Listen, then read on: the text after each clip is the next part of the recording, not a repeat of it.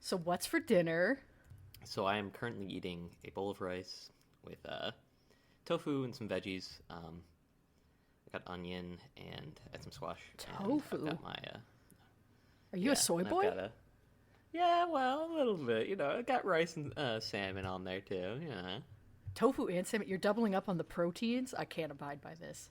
I hate when really, Christopher does that. Yeah, I mean, it's good. It tastes good, but I'm like, I you're love using it. two proteins. That's 2 meals worth of food. Every meal has to have a protein, you know? No, but it's if I'm putting in like a half portion of each.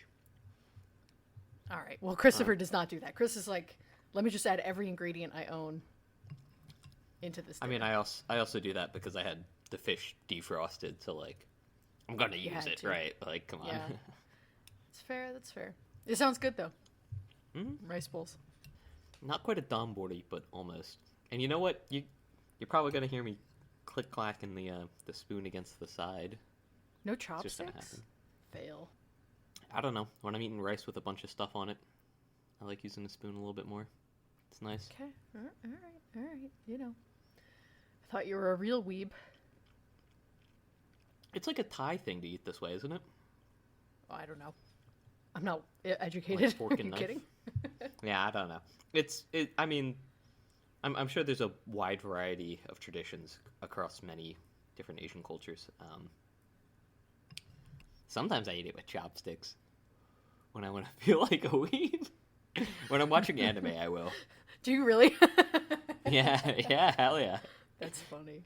It is a little bit more annoying. Well, I mean, sometimes the rice will break apart, and it's like, all right, well, this stinks. I like taking big bites with a little spoon. Do you have a rice cooker? Mm-hmm. My Nice. parents got me one for Christmas. Very nice. Do you do the whole? How long does it take you to make rice? Let me ask you this. Like 20 minutes. Okay. Here's the thing.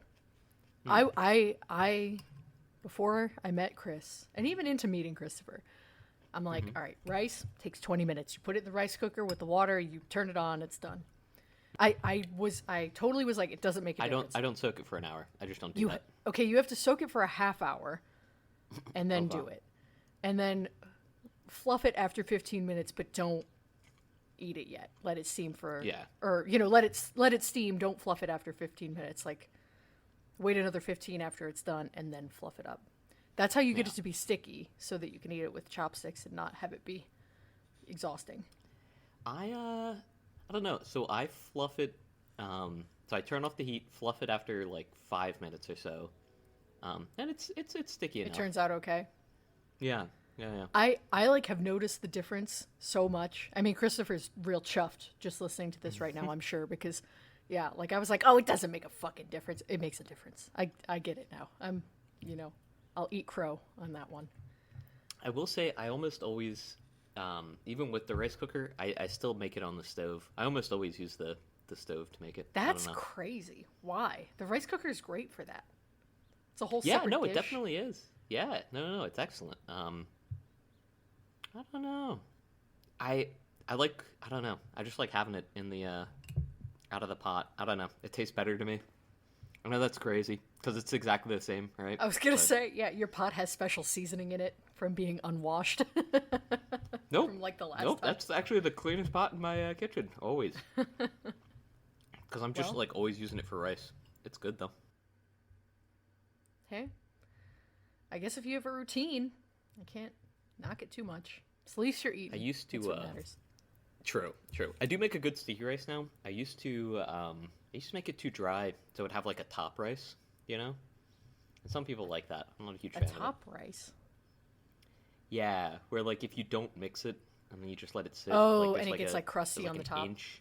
Yeah. Yeah, it's not even like crusty. There's just like an No, inch it's of just rice like up top that's like dry, and then like the Yeah. rest of it's like sticky. Well, yeah, that's how you make fuck. There's a certain dish, I can't remember what it is, where you do that. Is that the one with the like fried rice on the bottom, and they like flip it Yeah. out? Yeah, I can't remember what I'm thinking of, but yes. There's like Anyway. a saffron dish. I think it's like Middle Eastern because it's like saffron and like yellow rice. I think it only No, becomes I'm yellow thinking- because of the saffron and oil. Yeah, we might be thinking of different things here. Yeah, because I'm thinking of something with sushi rice, but Anyway. Oh, okay. Oh. Well, that was our food corner. That was We Want to Eat. This is not a movie to, like, discuss over food. That's true. Should I vamp for a little bit longer while you finish eating? I thought you were going to vamp about the Oscars. Oh, right. Yes. Okay. Did you hear anything about the Oscars? Do you have any? Or am I just going to be a blowhard for like 3 minutes? I did hear, like, some stuff. I know you got that Twitter discourse in the chamber, so. Who was it? De Niro that presented the No, it was Pacino. Oscar? No, Pacino. right. It was one of those, you know. One of those EOs, what, Ricky? right? One of those people. Those EOs. No. One of those EOs. That's funny. What does the internet have to say about him? Some people were like, "Oh, haha, he fucked up." And other people were like, "Oh, nah, he made enough jokes before it. Let him be." Other people were like, "Oh, he's like high out of his mind." Fuck it. What was your take on that? I didn't even watch the clip.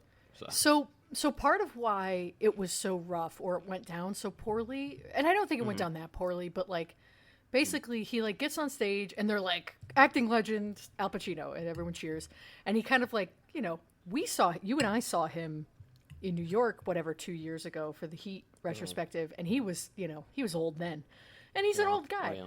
So he like totters out onto the stage, and I don't think he's like too old to do shit or whatever, but like he comes out and he makes a couple jokes about like, and so now I'm going to recite Shakespeare, and it was funny. And then the thing is, throughout this whole Oscar telecast, they didn't do, when they went to announce the winners of the songs and picture and the actors, they didn't play clips. Normally they play clips, but instead they didn't do that this year to save time. And in fact, they ended early for probably the first time in 85 fucking years. Why would they do that? Why would they not play clips? Yeah, why are they trying to end early? Like, why are they cutting? Because people always complain that the Oscars goes on too long. So what? Who cares? That's what I'm saying. Like, you want to see the clips. The whole point of the fucking show is to see the clips and to see people who give their speech. Yeah, and so, but people are really upset about, how long it goes. And every year it's like, oh, it's going to be so fucking long and it's going to go over and blah, blah, blah. And so this year they staggered the best picture clips throughout the show. They staggered the songs throughout, throughout the whole show. And then for actors... Ken did I'm Just Ken. I remember that. Yes. Well, his name's Ryan Gosling, not Ken, but right. Yes. But so they instead they did the clips, or did like snippets or whatever throughout the show, and then normally they would say, and the nominees are blah blah blah blah blah. Well, they didn't do that for the big ones this year. Anything that had like the clips throughout the show, and so instead of it being like, and your nominees for Best Picture are, and Al Pacino, they cut away to like whatever the 10 nominees, he just opened the envelope and said, "My eyes see Oppenheimer," and then everyone was like, "Oh, I guess that's it, huh?" And so like it was a little anticlimactic, but that's not really his fault. It's the format of the show that they changed for the worse, I might add. But it wasn't on him. I think it was fun. I thought he was funny, and like, who cares? He's older than fuck, like he gets his, he gets a pass to do whatever. And it's good that he's there, and that's how it should be. So that's funny that that's the discourse you saw, though. Of all that was things. part of it. The other part was someone made a very disparaging comment about Robert De Niro. No, about Robert Downey Jr.'s drug habits. Oh, Jimmy Kimmel. Jimmy Kimmel. Yeah. I don't think it was very disparaging. It wasn't like any worse than any like joke that you would see on late night TV anyway, I guess. I don't know. RDJ, he makes jokes about it himself, so it's like, I don't know. But yeah, Jimmy Kimmel was doing his like speech, whatever, for, the opening of the Oscars, and as he was, they do their little, haha, I'm making fun of the celebrities or whatever, pointing out the obvious things about them and their movies. And he made a joke about like, he's at the highest point in his career, or one of the highest points at least. Like, he said something to that effect, and it was like, it's low-hanging fruit, but that's what these all are, and I don't know. I think if RDJ can't, I don't think he took it personally, I guess, is what I'm thinking. People got offended on his behalf, probably. But he's, yeah. Then they, just moving on to other discourse, I remember seeing. Sure. What was it? There were two people who accepted awards, and since there were like 5 people presenting it, they both managed to accidentally snub one person. Oh, yeah. It was different people presenting, but like, yeah. Yeah, both of the lead actor winners, I think, are the ones that quote unquote snubbed. That format, the 5, the format that they chose where it's like they have 5 past actress or actor winners present and they each kind of give a little speech to their, to the nominees. Like, Jennifer Lawrence did it for, did she do it for Carey Mulligan? Or no, she did Lily Gladstone. So, she's just up there and she's like, Lily Gladstone, your performance was so good. It's great that we know each other, basically, kind of a thing. And they're cute. It's a nice little thing, but then, yeah, it's overwhelming for them to have 5 people to, like, come on stage to, like, see right before they give their speech. So, right. I don't know. Even though normally I'd be like, fuck Emma Stone, it was Robert Downey Jr. It was not Cillian Murphy, so it was supporting actor. Normally I would be like, fuck both those guys.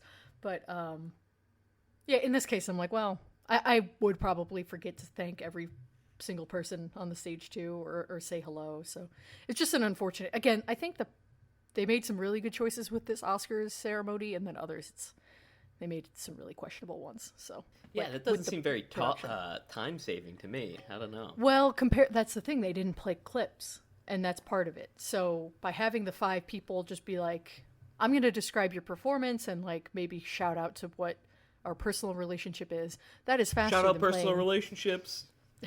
Shout out. That's faster. That's faster than a 30-second or 30-second to a minute clip of the actor, giving their like little scene or like a clip from the movie. So I see it, but I don't think it was great. I think they could do both and just, cut out like Jimmy Kimmel. Like just get rid of him. Like he's the worst part of the whole damn show. And he's sticking around because he's married to a producer. So like a producer of the Oscars. So unfortunately he's going to be around for a while, I think. It's a shame. He's also got that Ben & Jerry's ice cream named after him, so he's got some cultural relevance for a while, right?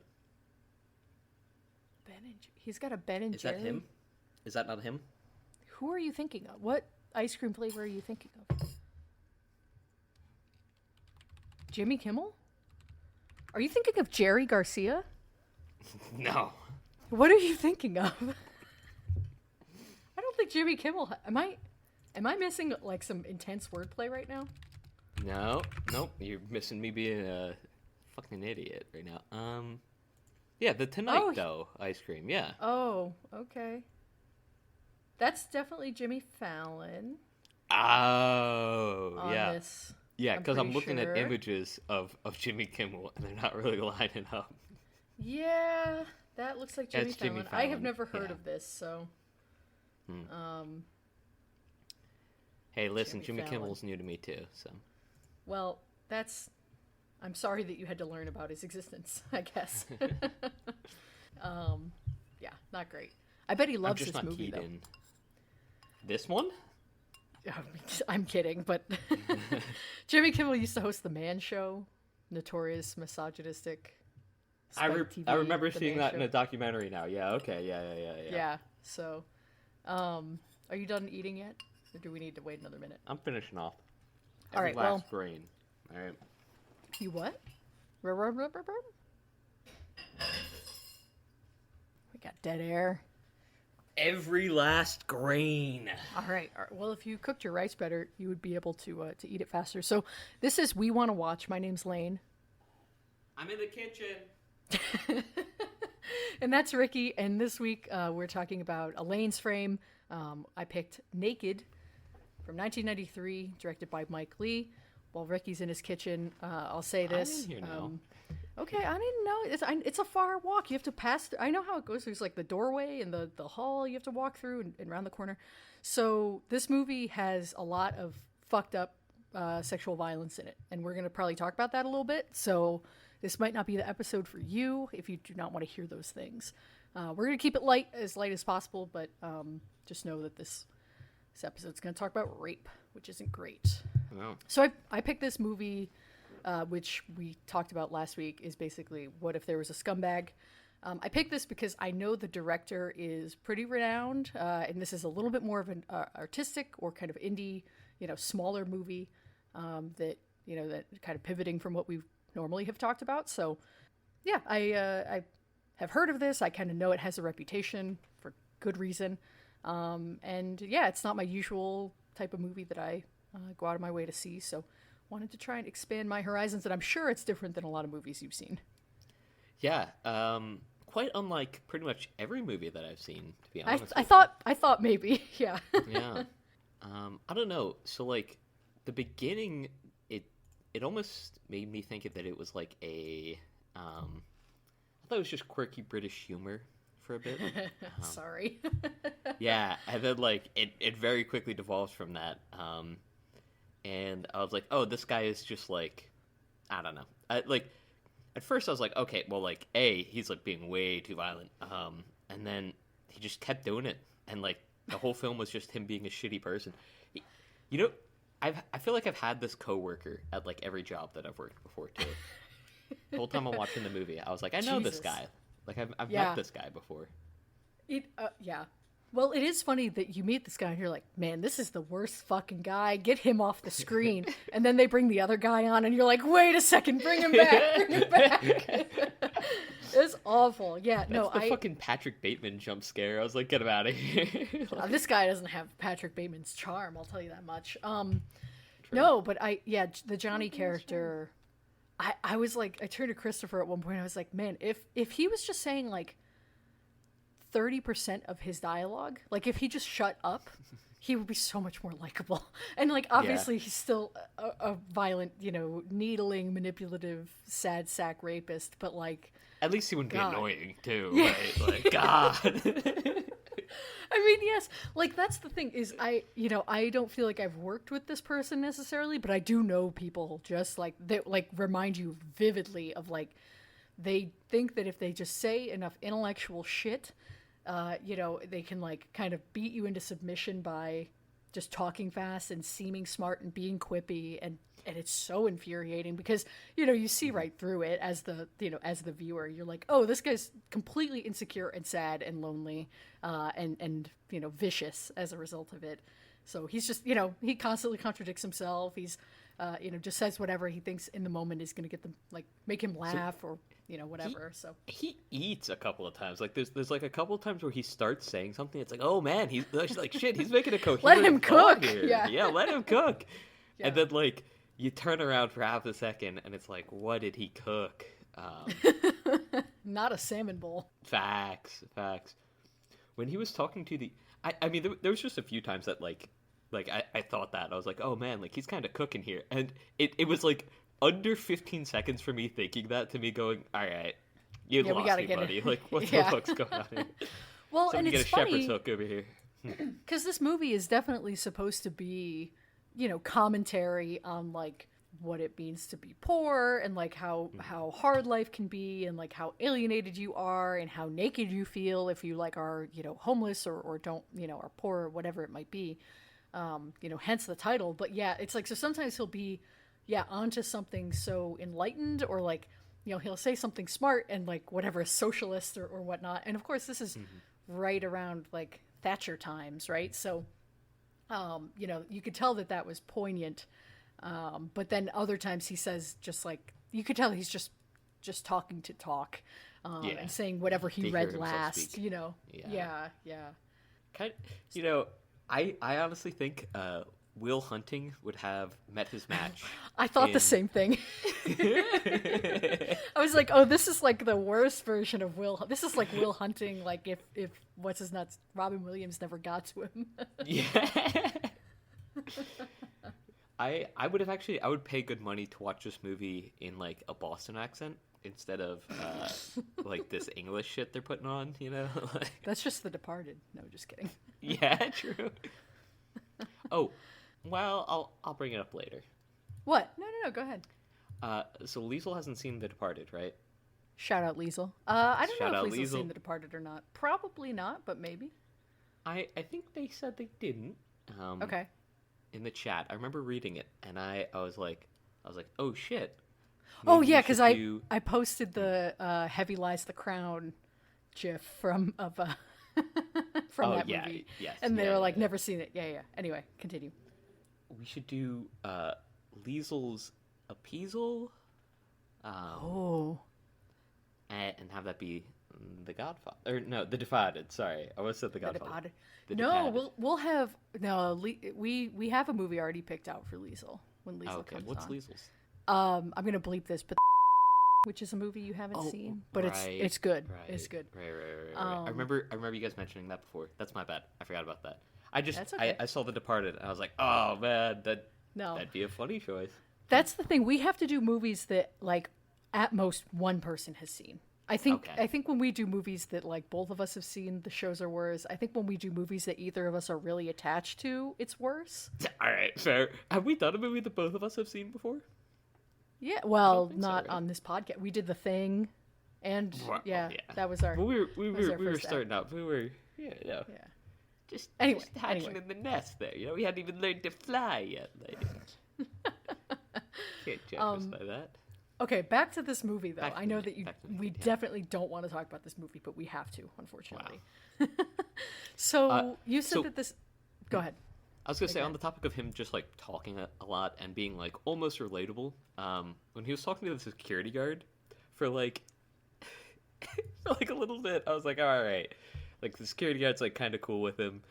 And then when the security guard started going like when he was like, listen, like there's no future, man. Like 1999, it's the year it all ends, yada yada. Like Yeah. they're making a cross. I'm not talking astrology. By the way, the 9 houses are gonna be aligned. It's like, all right, pause. The security guard was like, yeah, no, I know. I've always been here in the future and in the past. I was like, oh, all right, he got a little freaky with it. Let's go, Jerry. Like, Well, that scene is so upsetting because you're like, that's really when it clicked in for me when he starts talking to the security guard, that it's like, oh, he's just going to ruin the fucking life of every single person he comes into contact with. Like at first it was like, oh, you're just like fucking with these women and like being cruel and like fucking with that couple on the street. But then he meets the security guard. It's like, oh no, you're going out of your way to like really be like cruel and disruptive and all of that. Even to this guy who's, you know, eccentric, but yeah, you know, goes out of his way but to help shows him. kindness. Yeah. Yeah, like Oh, a lot of kindness. Yeah. Yeah, I thought they were having a little bit of like real human interaction until he went up to the building on the other side, and like Yeah.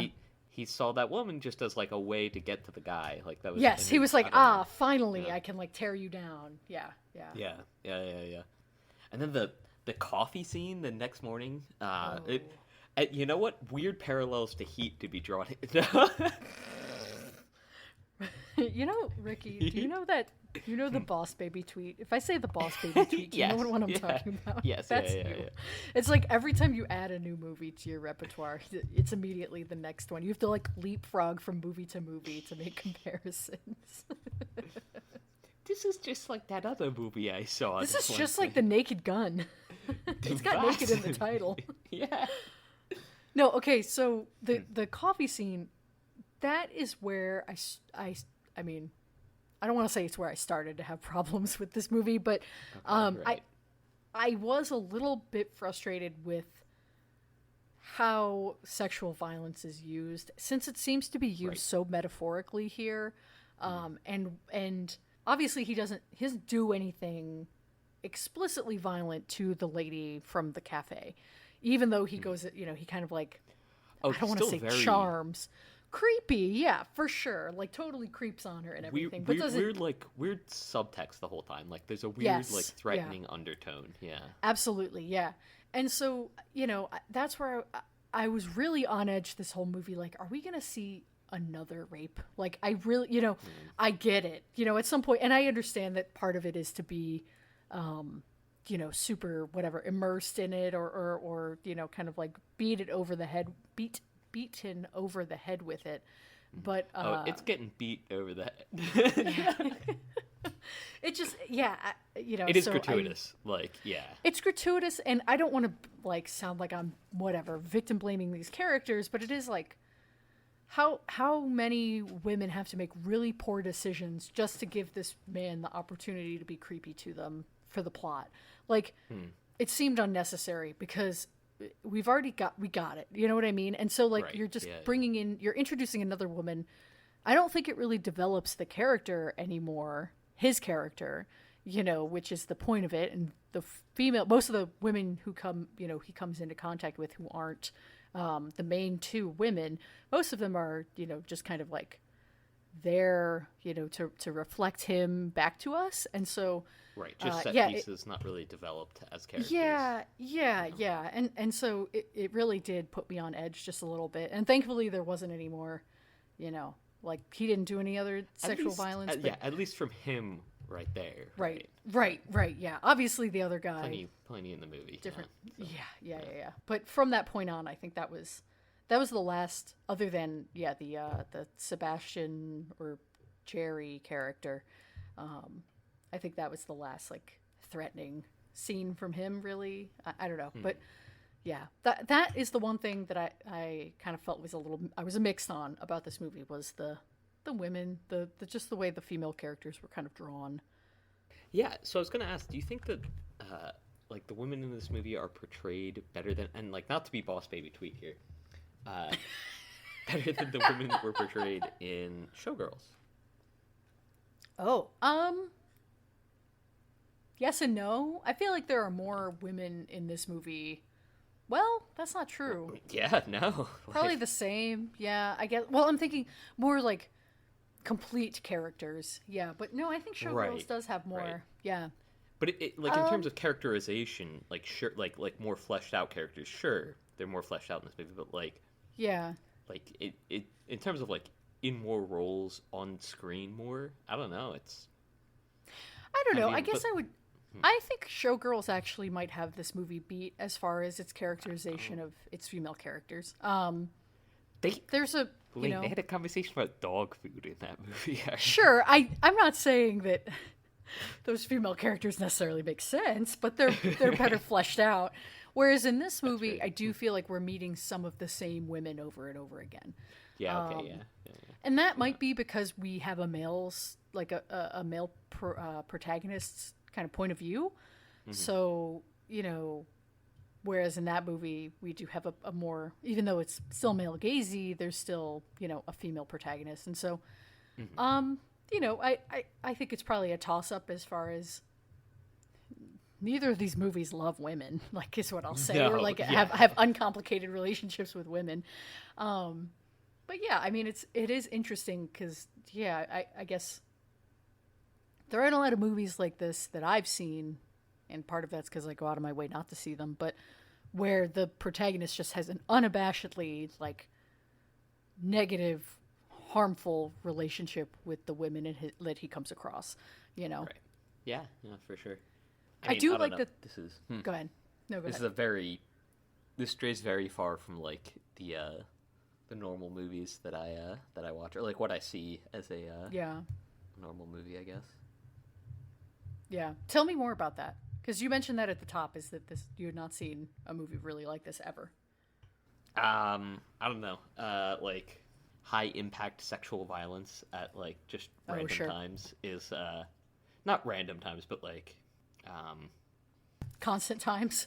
Yeah. Not, like, I mean, apart from, like, again, like, I guess American Psycho is, like, the one thing that I can really draw from off of that. Like, there's not really a ton of other movies. Like, Requiem for a Dream has it, and that's also, like, sort of fringe, at least as far as, like, what I've seen, like, what's in my wheelhouse.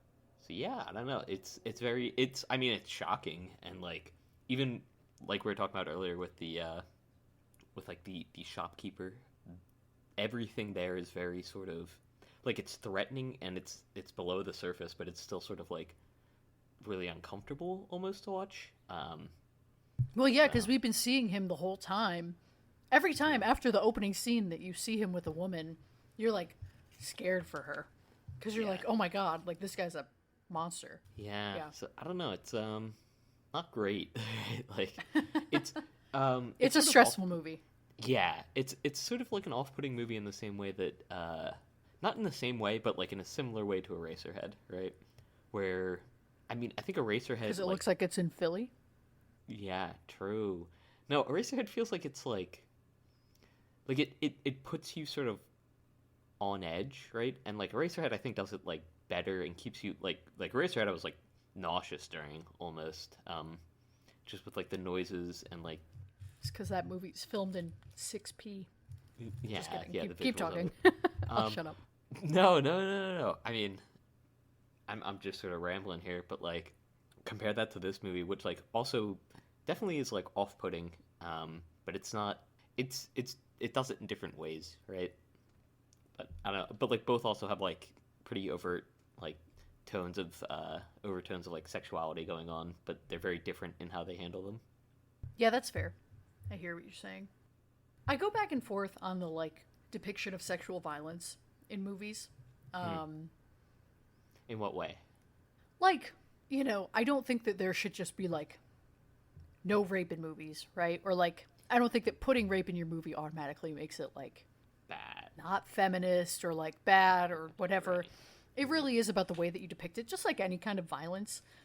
And, I think there are very few people who have a completely uncomplicated relationship with violence in movies in general. Like, there's entire genre of movies, horror and action, most thrillers, all of those are predicated on violence can be very thrilling, interesting to see, kind of cool, and I think there are very few people that, can really like turn their nose up at all violence in movies. And so when it comes to the question of like rape or something like that, or any kind of sexual violence or, any kind of violence really, but, the topic of rape is the one that I think comes up the most. Yeah, it's like, what is it reflecting? How are you depicting it? Are you trying to depict it a certain way to cause thrills? Are you trying to are you sexualizing it to get a rise out of the seedier, parts of your audience? Or, in this movie, I think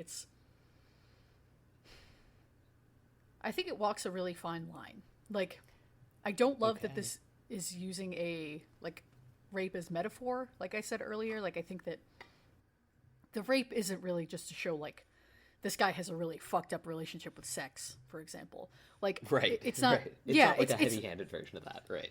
Right. It's more like, this is about this guy's brutality and how he inflicts it on everybody else around him because he's so frustrated and kind of like a caged animal almost and vulnerable. And so I don't love that. I mean, I understand it's less, it's not as, it's less palatable, I guess, or that's not the right, what I'm trying to say, but I have less of a problem with that than, just rape for the thrill of it or rape to cause somebody to have revenge or whatever. So I still don't love it, but it's not the worst kind of way to depict that, I guess. Does that make sense? I rambled quite a bit there.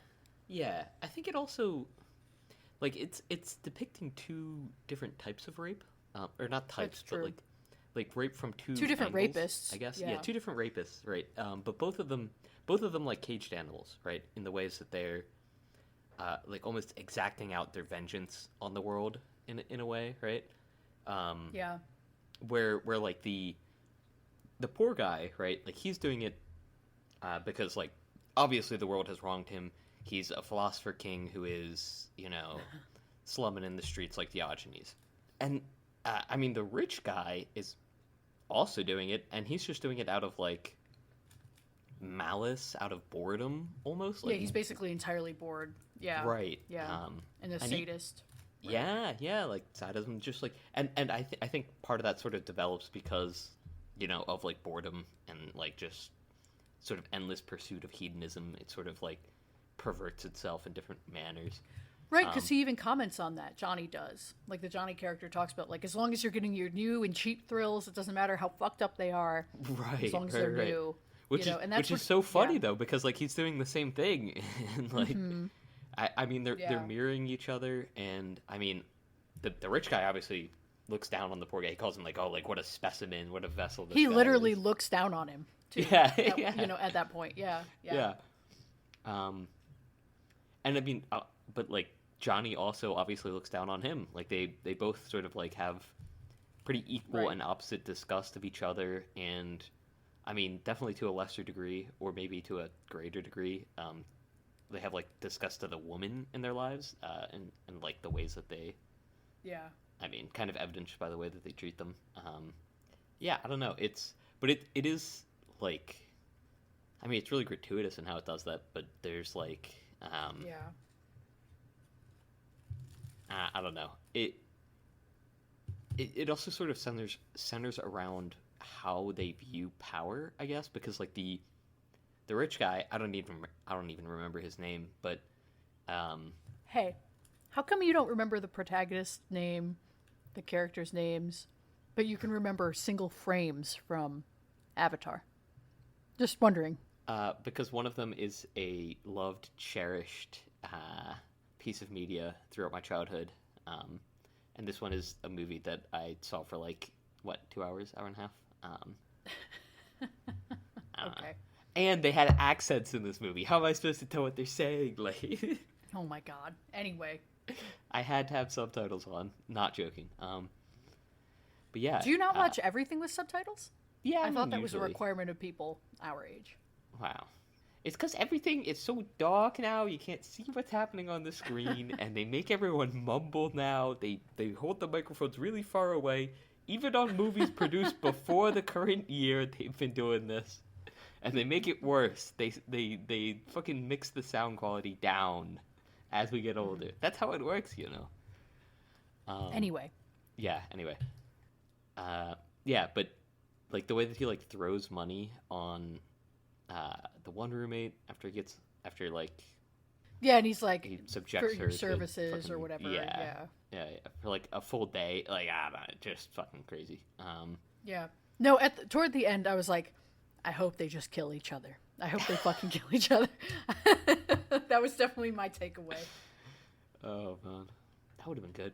I will say the one note when he like back to the poor guy, Johnny, when he was sort of getting ferried around by the guy who was like putting up like the Megadeth posters. Oh yeah, that was a funny scene. I laughed out loud at that. When he starts telling him like, oh, like yeah, like you're doing this like sinful work, yada yada. I was like, what the fuck are you like? Are you not trying to be bros with this guy? Like, what's going on here? You're just gonna start dissing him? Like he's gonna get pissed at you. And then he like kicked the shit out of him, and Johnny's like, fuck. What movie am I, or what book am I? Catcher in the Rye. Doesn't he do that? He kind of like is an asshole to everyone to push them away. Am I making that up? It's been a long time since I read that book. I don't know. I don't remember anything from high school. Sorry. It happens. No, but it's just a common thing, right? That like, yeah, anybody uncomfortable with intimacy is gonna needle the person that they're with until they can, push them away. It's like cheating so that you don't have to break up with somebody. Like yeah, it is the same defense kind mechanism. of yeah. But it is infuriating because you're like, this guy's giving you a ride. He's being fine. Like, leave him alone. And also shut the fuck up. Yeah, Shut up. He This guy gets was so annoying. Yeah. I hate. Yeah, it reminds you of a very particular type of like quippy person who cannot give you a straight answer, not because they're so clever, but because they are. Yeah, they're just too cool for school and they don't want to share anything about themselves. It kind of is like Goodwill Hunting. Honestly, it's the more that we talk about it, the more I'm like, damn, is this the same guy? Did they just rip off this movie? Is Matt Damon a fraud? There's like certain points where I'm like, oh, this guy kind of like represents me or like resembles me in certain ways, and then that's crazy. Yeah, well, because I think it's more like my worries manifest. Like, I'm worried that like I annoy and I quip too often and I can push people away because of that, yada yada. And then like you are not this guy. I know. I went back and forth on that. Like as I was watching the film, every so often I'd be like, oh man, I hope I don't do that. And then I'd be like, Jesus Christ, shut the fuck up, dude. And I'm like, all right, maybe I don't do that. Maybe I can see that I don't do that. Yeah. No, you're gonna hear definitely me hit the desk there. by the way, so you can That's fine. rage about that.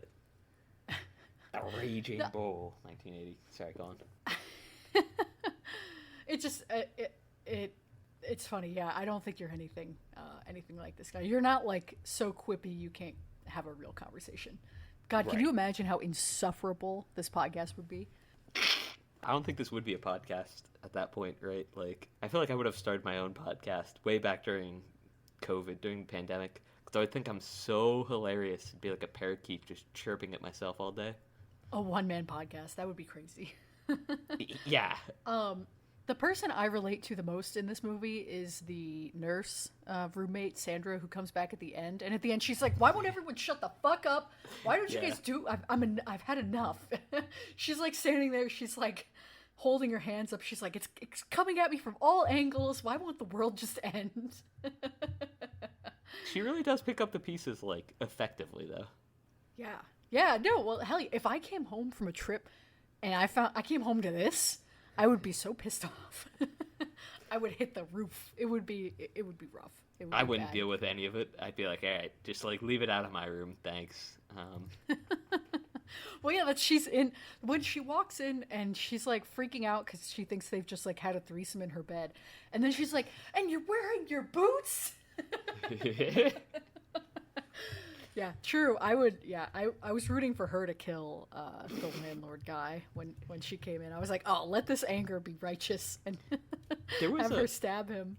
There was like a decent portion of time where I was like, this guy isn't the fucking landlord, right? Like, because he just like pops in and he's just like, yeah, I've got a very he lets himself particular relationship, and I was like, who the fuck is this guy? Like, what the fuck? I like that like nightclub, like lead singer of like the lounge band accent you did there.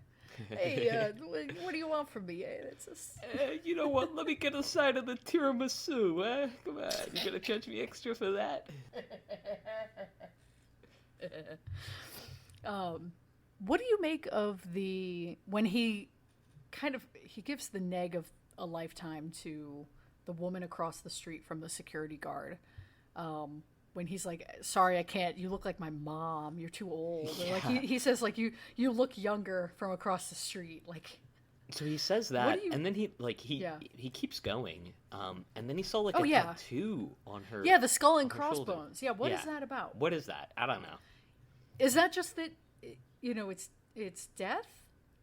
He's like sees it as like a sign of death. He like sees his own mortality or whatever. Like, well, and something too, because I was like, is this movie about AIDS? And I don't think it is necessarily, but they do talk about AIDS. Dude does make a joke, very off-putting joke about AIDS. I don't know. Well, and Johnny is like constantly coughing too. There's some like implied illness there.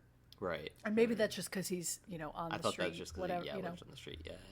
But yeah, I mean, there is, he's talking about the world ending. Like, I think it could be read that way, I guess. And so, I mean, he definitely doesn't see himself as having a future, right? Like, oh yeah, he explicitly says.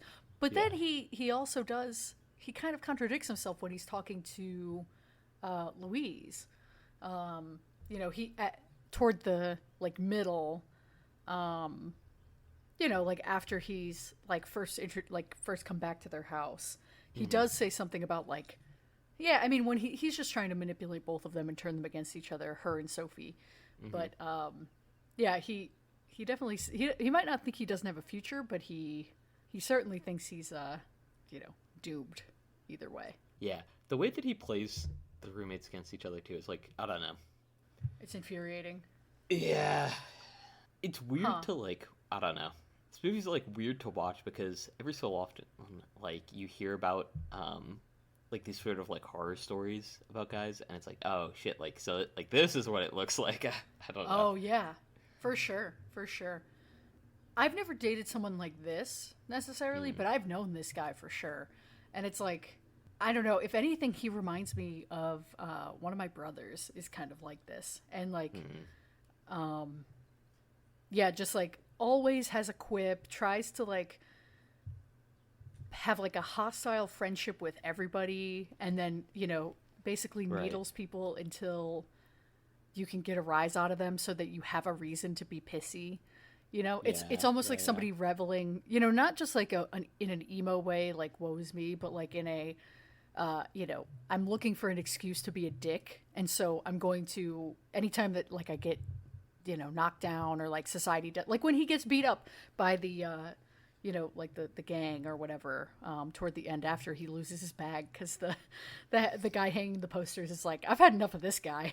Yeah, which is fair. But so yeah, but he gets beaten up, and you can kind of just tell like when he gets back to after he's like done being concussed. You know, he's talking to Louise after the landlord has left, and he's just kind of like, you know, like he's flippant and angsty about it too, because again, it's just another reason that he's been kicked down, and so he's going to use that to continue being, you know, righteous and crappy to everybody around him. Right, right. It's like partially a self-fulfilling prophecy, like, Yeah, yeah, yeah. oh, Yeah. I'm always kicked down. Then you get up in people's faces about how much they don't understand that you've been kicked down, yada yada, or just you're getting in their Right. faces in general. You get kicked down again because of it. Yeah. Yeah, I've definitely like, not directly, but I've known people who resemble the archetype. Yeah. I always kind of try to stay away. It's definitely like a very Well, particular vibe to. yeah, and it's tough because it's like, well, yeah, society is shitting all over you, and you are having a hard time, and you are having to sleep outside or like live in unideal conditions or couch surf or whatever. But also, you're a rapist, so it's like, you know, you're like Right, you're gonna get right. treated shitty, and people are gonna hate you, and or you know, I mean, whatever. Like, you know, Yeah, like you're yeah. you're purposefully burning every bridge that you come across, Right. and then Right. like wondering why you're on an island. It's like, all right, dude. Well, Right. like it's not like people aren't reaching out. It's not like people aren't like trying very hard to help you, but like you make it difficult to help you, and at that point, like, what are we doing here? Yeah. And it's hard because sometimes people don't realize it, or they've Yeah. become, you know, standoffish as a defense mechanism or a trauma response or whatever. Like, but yeah, I mean, it's still, Hey, it, it really creates a complicated situation. Yeah. it's hard to accept help on like terms that aren't your own, and even on your own That's terms, true. right? Like Yeah. it's hard to dictate the terms of your own help, you know, like that would actually help. Yeah. I think it's like people don't acknowledge that like like I think a lot of people get that first bit that like, oh yeah, like it's hard for people to accept help that they maybe don't want or think they don't deserve or think they don't need, shouldn't need even. Right. Or they need more or deserve more. Yeah. Right. Or just like in a different way. And then it's like, all right, well, like if you can't tell me how to help you, right? Like, Right. what are we doing here again? I don't know. Yeah. Yeah.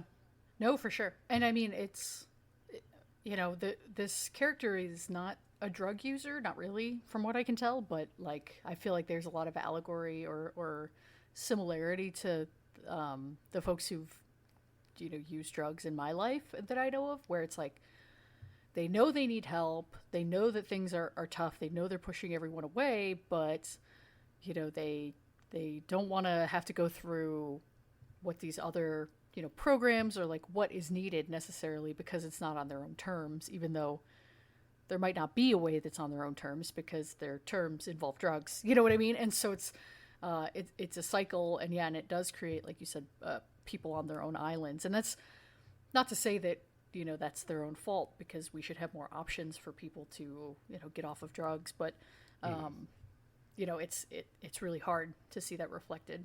Yeah, and it definitely is like, I don't want to say like a strong allegory, but like it's a very direct like comparison to be made, especially just in how often like being homeless and like using drugs sort of like Yeah. corresponds, whether it be because of like mental illness or because of like, I mean, like Drugs make it easier. drugs you make know? it easier. Like once you're homeless, it's like very, very easy to be like, fuck, man. Well, Yeah. if it helps me get This through will the keep day, me warm. Yeah, Right. exactly. Yeah. Yeah. Or help me get to my shift, or help me keep from my shit being stolen, or help me stay awake so I don't get raped.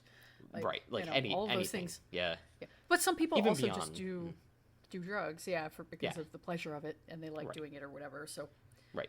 it's hard. And I Yeah. mean, part of that is just like, I mean, they're coping however they can. It's like, all right, well, Right. but and like even beyond that, it's like, wow, maybe they just gotta to fucking like, I don't know, not kill themselves at that point. Which is Yeah. tough, but like it's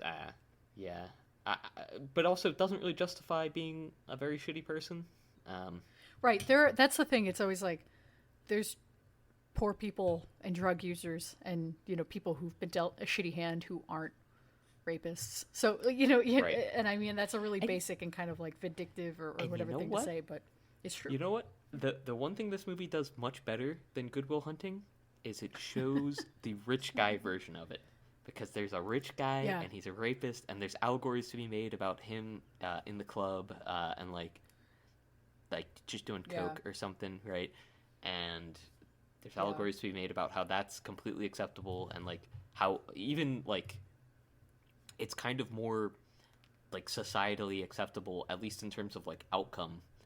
For him, like how he treated the roommates versus the versus Johnny, So it's like, all right, well. I don't know if like this was, I don't know.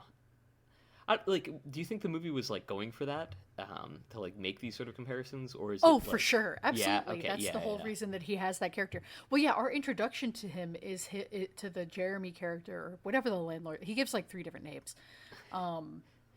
He's getting a massage, and he's like, "Do you think women like to get raped?" To the masseuse, and then the masseuse is like, "I'm about to break your spine in half with a with a massage." Yeah, so I definitely think that you're supposed to draw the comparisons of like, these are both shitty guys, and one of these guys is totally on top of the world and shitty, and the other guy is like really beaten down and shitty. And so what is the cause of their shittiness? Is it the same? Are they both just flawed men? Like, why is one treated differently than the other? Why does one have access to power and the other doesn't? And are they both...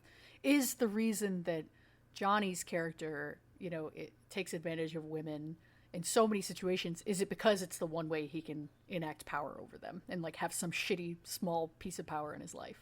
Right. Right. Yeah, because I mean, he does seem to revel in it occasionally, but then like even still, totally. Even so, I think he revels more in like almost that he revels more in hurting women than he does in having the power over them, and like that's why it allows him to like just cut it off and leave. So I don't know. Well, at the one point, it's like you're having consensual sex with the one roommate, Connie, right. or not Connie, Sophie. Yeah, I just made up the name Connie. Sophie, and then he like starts smacking her head or like slamming her head into the couch like violently and like hurting her, and it's like, you were having sex, it's fine, like everything was great. Like, I don't know, not to be flippant about it, but it's it does, like you said, it highlights that it really, it's about inflicting pain and being, enjoying that, which, which is, and like, I mean, just with him experiencing intimacy, right? Which like obviously he's not used to, and like the ways that he experiences, Johnny specifically experiences intimacy with like the other men in the film. And the way that he pushes them away verbally, or like tries to take them like to an edge verbally, or like even psychologically by trying to sleep with the one woman. On the desk. I know, sorry, I was tapping it very lightly because I'm talking. I can hear it's like this.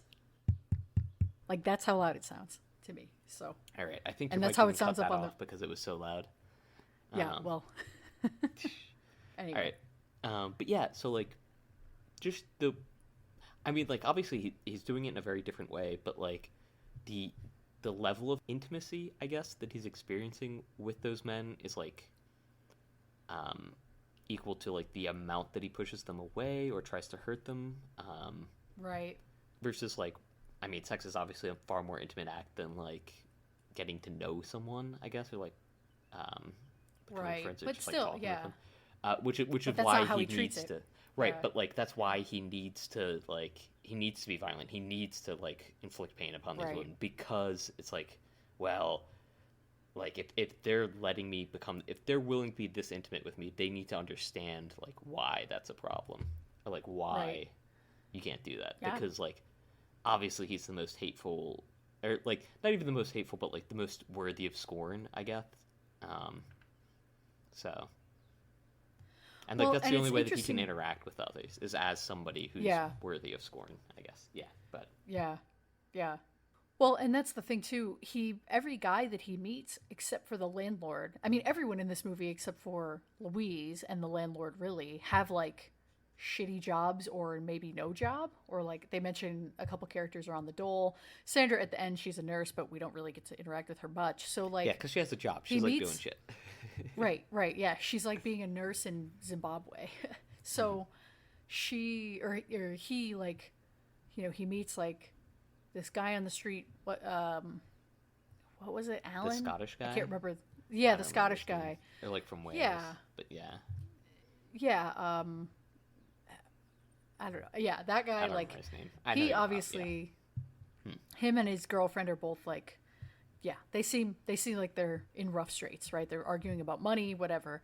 He meets the security guard who has like a pointless job. They talk all, which is like, that's a great like takedown of like capital and private property in that whole thing, where he's just like, yep, I'm just here to watch space and make sure that the space stays here, which is But funny. if someone comes in and takes all the space, like Johnny says. Was that the accent? That was a choice that you just made. What? You That's made him what sound said. like It's like, what if I was to go all in there and take that space then, mate? What would you do about it? And Is that what you think their accent sounds like in this movie? You make him sound like right then. like What if I walk the in? I child saw this snatcher from space. Chitty Chitty Bang Bang. Anyway. He does say that. He in does. that voice. In a very similar And then- voice. Yeah, maybe. In the same accent. Yeah, you actually, Same we accent. cut the clip in of of him saying that.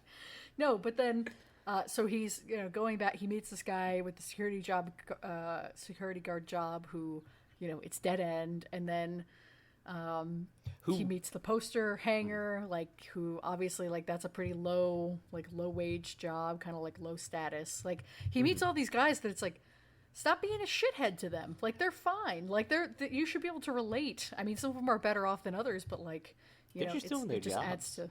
Yeah. Yeah. Right. I also found it a really interesting parallel how the security guard guy, like, he's like constantly obsessed about his future, like where he's going to be, and it's a very masturbatory act, right? Like, Yeah. he pulls out the seaside postcard or whatever. Yeah. So like that in itself is a very masturbatory act, but then like the fact that he even like, so like he does that on the job, which is like, all right, fine, whatever. Like, at least it's like in your head, you're like, you can think about whatever you want while you're at work, to a degree, I guess. But like that in particular is fine. Like, think about your little seaside cottage, cool. And then it's like revealed that like, oh no, like he's straight up like jacking it at work to like this lady across the street. It's like, all right, buddy, like, come on, dude. Yeah. Well, that's the thing, right? It's these men, and the same with the dude, the Scottish guy with the tick. They have nothing, and so the only thing they have power over are women, and so they are going to take what they can get, Right. Yeah. Yeah, and you know what? The poster hanger, just because we only see him for like a second, he's the only one that minutes. like, he's the only one that can be like, oh, like maybe he's just a normal guy behind the scenes, right? Like, Yeah, we're like putting all our hope in that guy. Like, maybe he's normal. he's one of the good ones. He's the only good one. Do you know who the lead actor is? The guy who plays Johnny? No. Do you recognize him? No. Should I? Maybe. Have you seen the Harry Potter movies? I mean, this is a very accomplished like theater and movie actor. So he's in other stuff besides Mr. just this. Weasley? No, it's funny that you say that though. Christopher guessed the same guy.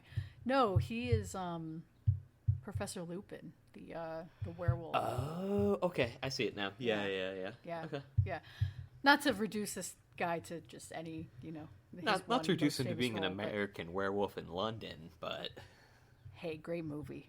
Great Wow. movie. I wish I hadn't started showing you movies before we started this podcast so that we could go back and watch them for the podcast.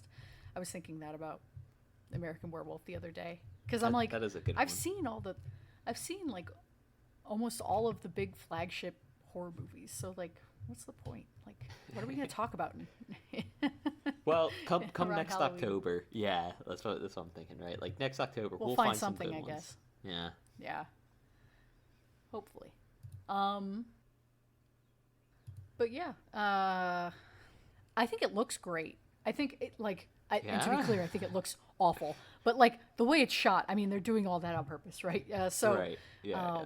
You know, I think the look and sound and just like the griminess of it is very, very effective, and feels real. It doesn't just feel like, all right, we're gonna film, you know, in a sewer pipe. Like we are, you know, it feels Yeah. It's lived in authentic. still.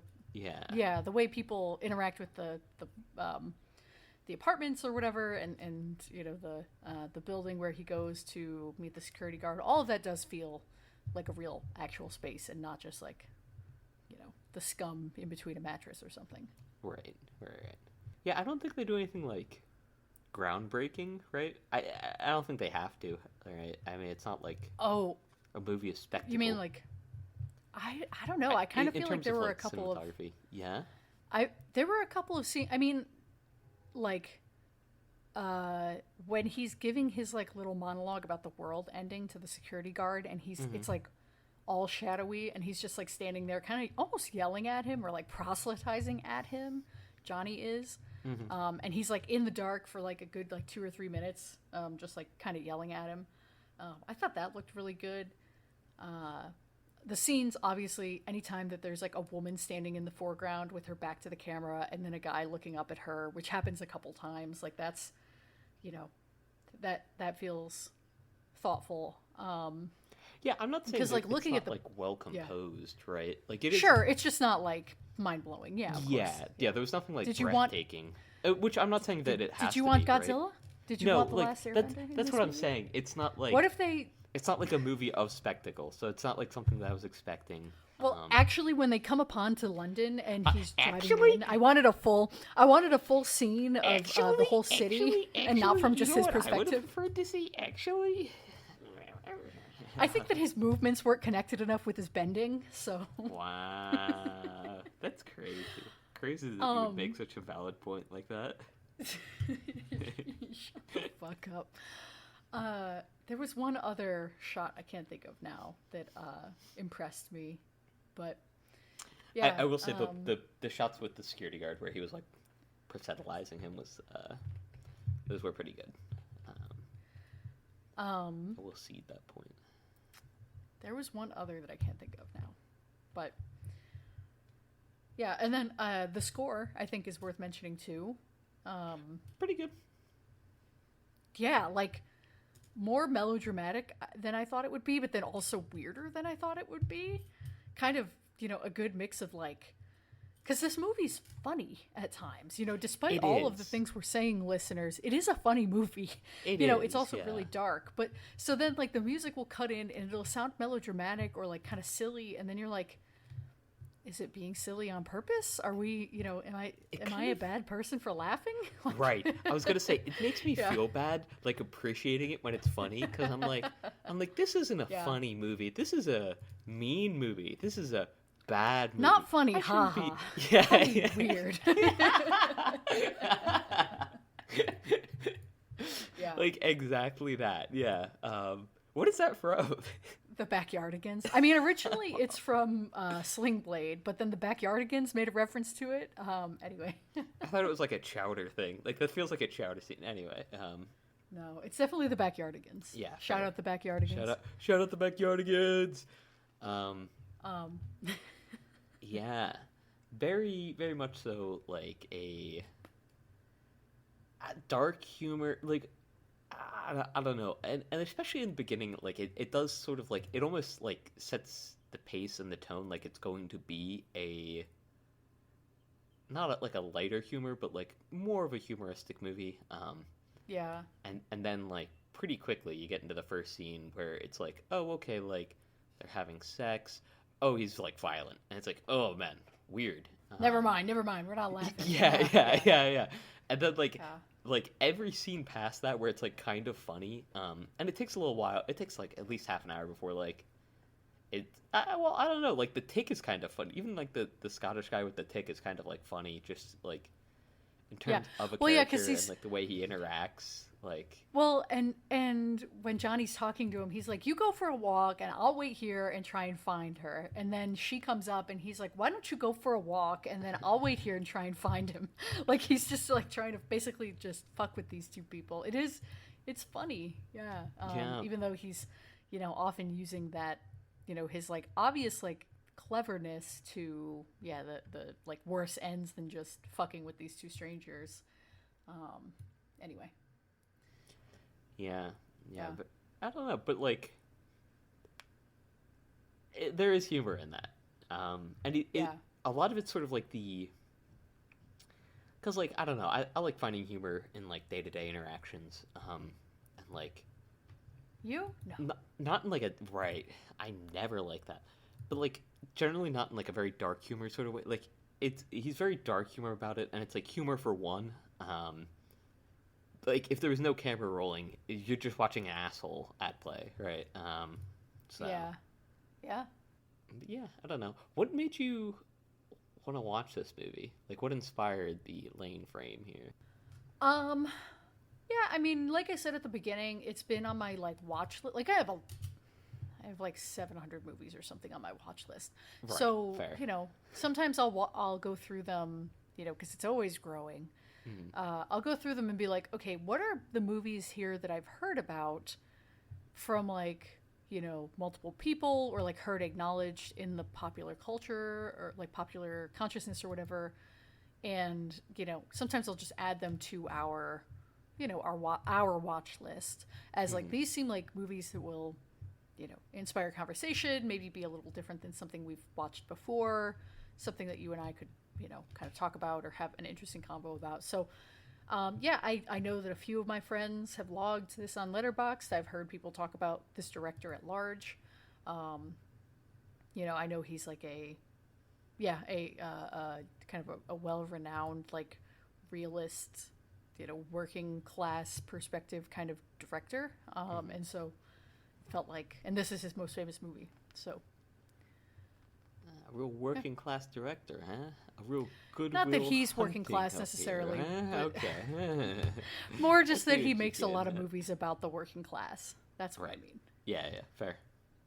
So yeah, and plus, like I said, this is just, I don't usually watch movies about like total scumbags with sexual violence. Like I try to avoid those generally, but I will watch them for the sake of expanding my my palate repertoire. Or whatever. Yeah. Yeah. It's always good. I try to push myself. Yeah. Sweet. But yeah.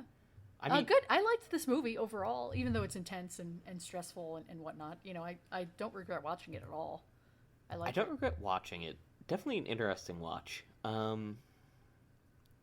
Good movie. I mean, yeah, it's not a bad movie. You're insane. You have the most bananas, bonkers, batshit takes. It's not a movie I could recommend like easily to someone, right? Well, no, I'm not saying that for sure. Like, and I feel like, but I think it's an undeniably good movie. I think any movie that can inspire you to talk about its characters this much and like their psychology is a good movie. Okay, all right, yeah. It does have some not compelling characters, but some real characters in there. Compelling, I think compelling? Like, not in like a wow. He's so admirable. My but role like, model. Yeah. But compelling, like thoughtful and interesting, and makes you want to talk about him and kind of figure him out. Put him under a microscope. Yeah, like as good as Yojimbo is for other reasons, I'm not like, wow, that is such an interesting character. Thug number 3. Like, I wonder what's going on in his brain. Yeah, before his brains went flying across the screen, I wonder what's going on in them. Yeah. So I think this movie does a really good job of portraying a complex character in a complex way. Yeah, fair. Because it could be very easy to like just be like, this guy's a scumbag, he sucks, and it's all because he's been beaten down by society. Right. The end. Oh, and that's and also this guy is also a scumbag, and he sucks, and it's because he has everything handed to him by society. So whoa, keep that in mind. Yeah, like whoa. the only normal Keanu? people in Is the that you? film. What? I called you Keanu. And I mean, But even yeah. even like the quote unquote normal guys in the film, like the middle of the path guys, are they're a bit odd in their own ways. They don't seem great. Yeah, some of Yeah. them definitely like aren't people I would love to, have a beer with. Right. But yeah, it's a good movie. I can definitely see it being very influential, and yeah, I can see why people like it, and why it holds a place in a lot of film circles. Yeah, for sure. For sure. I will say when I went to watch this, yeah, no, I know this would be the time that I give out a Rick's No, pick. go ahead. But I am. No, go ahead. Yeah, keep talking. I'm looking for my Rick's pick because I know I have it somewhere, and B. All right, well, finish your thought first. Yeah. I know. I was getting to it. I forgot it. When you were watching this, or when you were searching up to watch this. Oh yeah, when I was searching to watch this, there was a movie that came out in like 2017 called Naked. Also called Naked, yeah. And it's on Netflix, and I was thinking of watching that, and like having watched this as well, but like watching that and pretending that you watched the wrong movie. yeah. And we could like riff on it for a bit, and then I'd be like, "Nah, I'm fucking with you. I saw the right movie." But like it didn't. The 2017 one did not look good. Oh yeah. And I was hey, like, it's a quick 96 minutes. Yeah, real tight 96 minutes. I was like, yeah, I don't know. Maybe I Hey, don't. Marlon Wayans, Regina Hall, A Beautiful Woman, Dennis Haysbert, your favorite guy from Heat. Right. There's actually quite a few names in this. Maybe we should watch this. No, just kidding. Good joke. Any other thoughts about Naked? I gotta say, they talk about Naked and Afraid. I was afraid while watching this movie for like Great, all of cool. the women in it. Yeah, I don't know. What's Rick's pick? What movie did Michael Moore come out with in 2003 that he was booed at the Oscars for condemning the Oh my invasion God! of You want to Iraq? watch fucking Fahrenheit 9/11? Is that what you want to watch? I mean, I don't Wait. know. That is just. Lane, I'm just throwing things out here, right? Is that? I mean, what made you want to? Where did this come from? This just. I mean, I'm not like totally opposed to this, but what's your? So it's a clip. It's the clip from. Oh, from okay, the of course. Oscars. I know. Of him, I know the clip you're talking of about. him condemning the invasion of Iraq, and then Scorsese claps at it there. He does. Well, that's the thing. That awesome. clip I think is misleading. I think most of the Academy claps, but the producers in the back are booing, and so they sound louder. I think is how that clip looks. Yeah. You don't really want to watch Fahrenheit 9/11 though, do you? Wait, why do I not? I mean, Michael Moore is like a complicated figure, and I don't think that movie. Oh man, What? Wait, what's going on here? This was a way more controversial suggestion than I thought it would be. I don't know. I mean, it's kind of lame, I guess. I haven't seen Wow. Fahrenheit 9/11. I've seen Bowling for Columbine and his first movie, Roger and Me, which is a movie, a much better movie, I think, than even Bowling for Columbine. And he's had a storied career since. I don't know. I don't know that Wow. but have you Kinda seen any Michael Moore movies? No, I mean, I'm not going to totally I've shoot it seen down. If you want to one watch it, we can or watch it. two. I don't know. Maybe not. You can what? I think I've seen one or What'd you say? two. I don't know. Okay. Maybe not.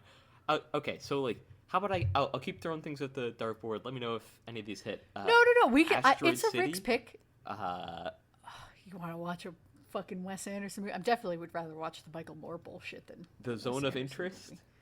Oh. The Boy and I the don't Heron. think we. I'm just Okay, throwing now things you're at just the board. picking- I'm just throwing things at the Now board. you're just picking 2023 movies. Well, that's first because off, I'll say they're like on the list it's next to each other because What list? They're not on our list. no They no, might be no, on no. my. No, it's just like the list of like fucking posts that I have saved, and it's Oh, interesting. and it's like a lot of it's like discourse and stuff, but some of it's the stuff around the discourse, and I'll be like, oh, I'll like we should say watch this. movie. I'll say this: the Zone of Interest is above our pay grade. Okay. We punch above our weight class, but not that high. Okay. Fair. That movie, that's a great movie, but I don't know that we are equipped to talk about any discourse about it. I mean, we could watch it for the movie's sake, but you know, maybe not. Maybe not to talk about the discourse. Okay. Even that might be tough. All right. Fair. But it's a Rick's pick if you want to watch Michael Moore's, you know, little baby I Hate George Bush documentary. Is it like is it worth our time? It might be fun. You know, it might be interesting to talk about like how things have changed. That's, I feel like, the interesting. It's a 20-year-old movie now, so you know, we could really pop off about it. What is this movie called? It's called Fahrenheit 9/11. I laughed. Sorry, I was laughing off mic. At the fact that you pick these movies and you're like, I actually don't know the name of them. I just saw posts about it on Twitter. It's kind of crazy. And this is the one they won the 2003 Oscars for? This came out in 2004. No. Are you thinking of the clip? Is he talking about Bowling for Columbine? At the 2003 Oscars, I guess. Yeah. I just know. Okay, the clip. yeah. I just know the clip. Okay, if the clip was the 2003 Oscars, it would have been at the 2002 movie.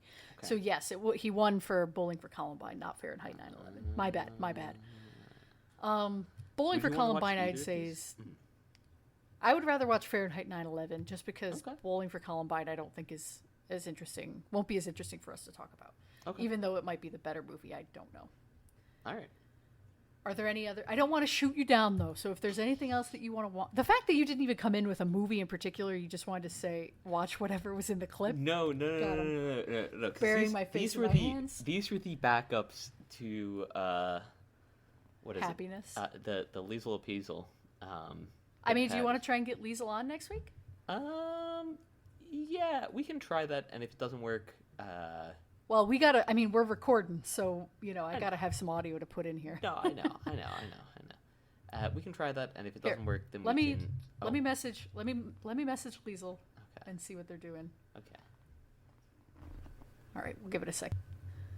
See if they respond. See any other movies this week? Yeah, I watched actually.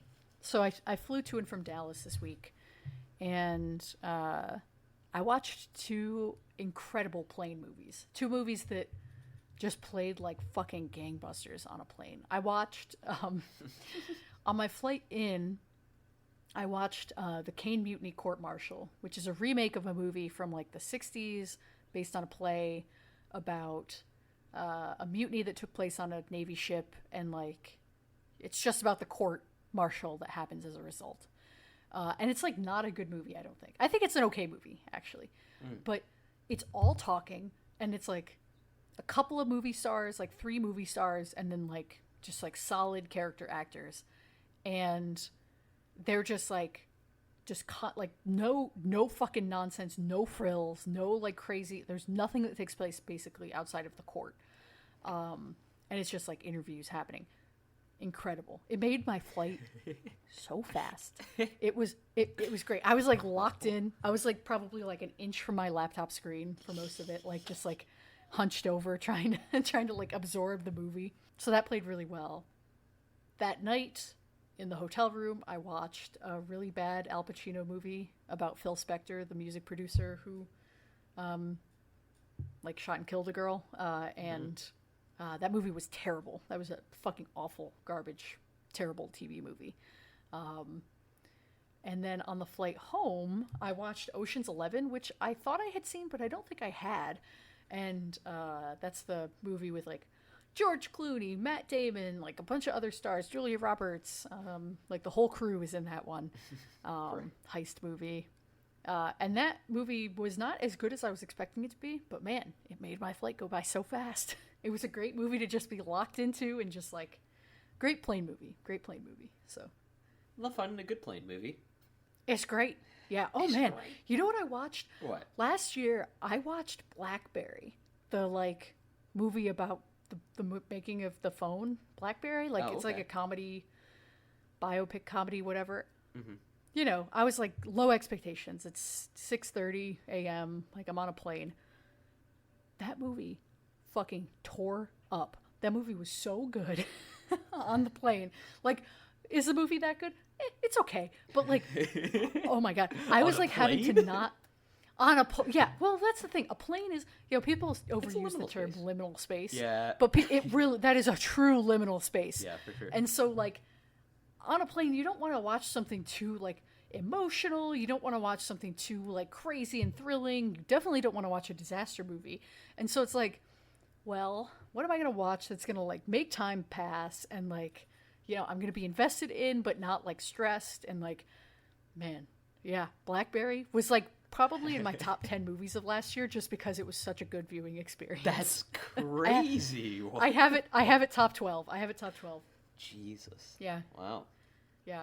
Great movie. Watch Blackberry if you haven't. It's good. It makes time pass. I guess it really well. I guess it does kind of go to show that like the better the viewing experience, like, can really change the movie. Like, that's why movies in theaters are almost always better, because it's the experience and not just, you're not just watching at home and you can't just get up and go fuck off if it's bad or, whatever. Yeah. So you have to stay locked in. Yeah. Anyway, okay. Well, we have not heard from Liesl, so... Do you want to do Fahrenheit 9/11? I am at your mercy. I'm going to try not to be such a dick about your picks. I don't want it to be a dick's pick. I want it to be a Rick's pick. But if you want, I could give you a suggestion if you prefer. But I think Fahrenheit 9/11 could be fun. I think we could say some interesting things about that. Asteroid City is Wes Anderson, right? Yeah. Do you not want to watch that? It sounds like you don't want to watch that at all, actually. I will watch it if my good friend Ricky Bleach wants to watch it. Wow, you really don't want to watch it. Let's do Fahrenheit. No, I feel like I've gotten out clean with Wes Anderson is how I feel. I'm like, okay, Grand Budapest was fine. Yeah. For Royal Tenenbaums was good. Right. I feel like, a third strike, I'm out. Like I really don't want to. I want to quit while I'm ahead. I don't want to let the house win. Fair. But if you want to watch it, I will watch it. People love that movie. Some people say that's one of the best movies of last year. I can't believe you didn't watch it if it was a movie of last year. I mean, it's funny. It's not even anywhere. Films. I try to, but it's like I watch what I think I'm gonna like or that I think is gonna get Oscar attention, and then it didn't get nominated for any Oscars, and so I was like, well, there's my excuse. I also didn't watch Beau is Afraid last year, and it's not on my radar either. Beau is Afraid? Yeah, that's the Ari Aster movie. He's the director of like Hereditary and Midsommar. Okay. So like he makes A24 like weirdo horror-ish cinema. And I really like both of those movies, but I was like, don't like Joaquin, don't like the way this movie looks, don't like the premise of this movie, think this is a mama's boy movie, mommy issues the movie. Let's watch the mommy issue bit. We can. I mean, I'd be, I'll be open to it. Like I said, the premise of this podcast. You're being way too open to these. Expanding. I need you to be like, no, I'm not watching that fucking shit. Well, actually, have you seen Hereditary? No. That's the lamest frame that's ever framed. And that movie is coming to IMAX, I guess, later this year. They're re-releasing it. So that could be something. Or Ex Machina. I haven't seen that. Is Hereditary from the same director as Midsommar? Am I crazy? Yes. Okay. Yep. What would you say to Midsommar? Because I've seen part of Midsommar and it looked really good. Yeah, it's a good movie. It's not as good as Hereditary, but it's good. It's different. It's very different, but still good. They do a really good job of capturing what it's like to be on psychedelics in Midsommar. Okay. They do an incredible job, like artistically or creatively. I was watching Midsommar. But I don't think that's getting... No? Right now? Like today for a Rick's pick? Wow. Oh, I thought you were just like throwing it out there as like, hey Lane, what are your thoughts on this movie? No, I'm trying to figure out what we're watching for the Rick's pick. This is Oh, okay. This has been for the pick. The listeners are tearing their hair out, man. They're like, can you guys plan this shit off, Mike? Yeah. Yeah, no one is listening to this part. I'm gonna say our full names and addresses now. Yeah. So scared. Yeah, we can watch Midsommar if you want. Yeah, hell yeah. Cool. I just made jokes about this movie to Christopher. Okay. We won't talk about what it is, though. All right. What the jokes were. I have seen... You know what? I'm not even going to get into it. Well, No. Go ahead. Get a little. You can get like 10% into it. I've seen most of the movie, but like I wasn't actively watching it most of the time. But Well, then wait. Why are we watching it then? If we don't have to. Then it's no big deal. We don't gotta. I guess. Oh my god. Okay. Holy shit. Okay. Look at the. You know how there's a list on Letterboxd for this. Look at those, and use those as a jumping off point, perhaps. Okay. All right. Oh my god. I was like, oh, this is like a nice clean episode. I'm not gonna have to edit to shit. And here we are, 20 minutes of discussion about what movie we're gonna pick next. Let's do Fahrenheit 9/11. Let's stick with what we were originally thinking. Okay. I feel like that could be fun. That's a documentary. You have some discourse in the pocket. Yeah. It's been 20 years. We both love 9/11. Yeah. All true statements. Yeah. Yeah. Let's do that, and we'll go from there. Sweet. Although I will say, Liesel did just God. log on. Dude. I can see Liesel's got the little phone Symbol symbol on Discord. Oh, we got a response. Oh, we got the typing. Oh. Okay. I'm hitting my desk. I'm smacking the fuck out of it. We are literally recording right now. I'm in the studio because I do cool shit. Any Kanye fans in the chat? Stop. Oh my god. I'm going to be editing this for 4 days. You think it's a Liesel's appeasal? That's what I was thinking. We can do something else. Like, Liesel's appeasement? Liesel's, appease was just like an easy, you know. I'm Googling rhymes with Liesel. Cecil? Diesel? Okay, we'll definitely have Liesel on. Okay. Liesel's boll weevils? What was that? Liesel's Liesel's biodiesels? I'm just... Weevil? Weasel, we could weevil, do like medieval... Liesel's diesel, like it's gas. Liesel's upheavals. Oh, Liesel's upheavals. I like that. This is going to be an editing nightmare. Liesel's retrievals? Liesel's peasels. Liesel's teasels? Liesel's moviesels? Liesel's... Like movie easels? Liesel's lethals. Ooh, lethal.